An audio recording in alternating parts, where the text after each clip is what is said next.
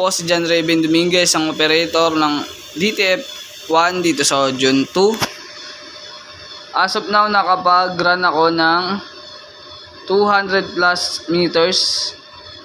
Ito po yung printer head area.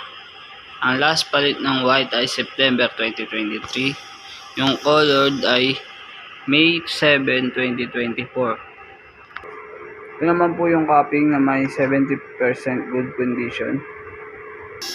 Head clean.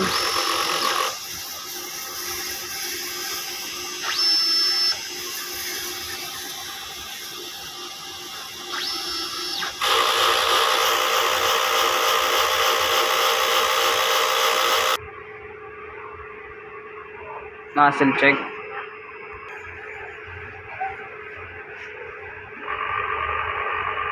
Ink system ay tama lang. Ground wire. Ink tank ay nilinis kahapon. ABR. Yung stock namin, yung film. Naman po ang CMYK. Bubbles naman po. Nakatatlo kong white. 2 sa media.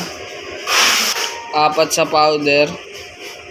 Ito naman po yung daily output at daily checklist. Yun lamang po. Maraming salamat.